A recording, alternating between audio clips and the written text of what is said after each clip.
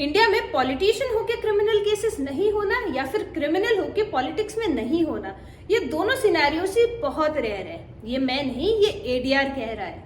Well, ADR है association of democratic Republic, जो एक नॉन प्रॉफिट ऑर्गेनाइजेशन है। और एडीआर ने रिसेंटली अपनी एक रिपोर्ट निकाली जिसमें उन्होंने बताया कि 2014 के जो लोकसभा इलेक्शंस के विनर्स थे, उसमें से 30% विनर्स के अगेंस्ट क्रिमिनल केसेस थे। वहीं पे ये नंबर 2019 में जाके 43% पहुंच गया।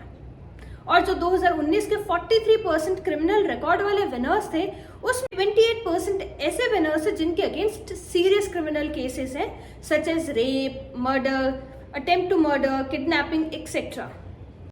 तो क्वेश्चन ये आता है कि अगर इन लोगों के अगेंस्ट क्रिमिनल केसेस हैं, तो इलेक्शन कमीशन ऑफ इंडिया इनको इलेक्शन कॉन्टेस्ट करने से क्यों नहीं रोकता? वेल, इसके पीछे भी एक बहुत इंटरेस्टिंग रीजन है। अपने इंडिया में ऐसा कोई लॉ ही नहीं है जो किसी इंसान के अगेंस्ट अगर कोई क्रिमिनल केसेस चल रहे हैं उसको इलेक्शन कॉन्टेस्ट करने से रोक सके। एंड जैसे अपना लॉ खुद बोलता है, इनोसेंस अंटिल प्रूवन गिल्टी, मतलब जब तक आपको गिल्टी प्रूफ नहीं करता कोर्ट तब तक आप इनोसेंट है, और जब तक आप इनोसेंट है तब तक आप इलेक्शंस लड़ सकते हैं। सो सेम इसी थॉट प्रोसेस से अपना election commission of India act करता है कि क्रिमिनल केस होना एंड क्रिमिनल केस में गिल्टी प्रूफ होने में काफी डिफरेंस होता है।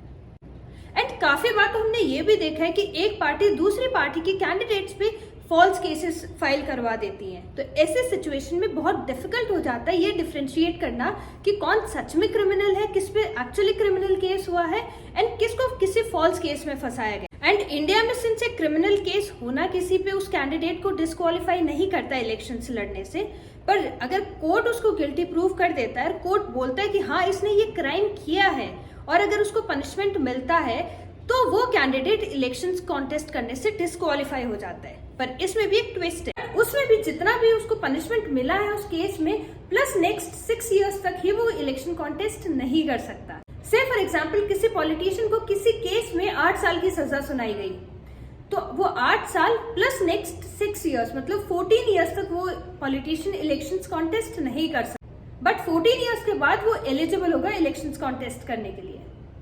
तो इंटरेस्टिंगली अपने इंडियन लॉज के हिसाब से कोई भी कैंडिडेट जिसके अगेंस्ट कितने भी सीरियस चार्जेस क्यों ना लगे हों, जब तक कोर्ट उसको गिल्टी प्रूफ नहीं करता तब तक वो बंदा इलेक्शंस लड़ सकता है।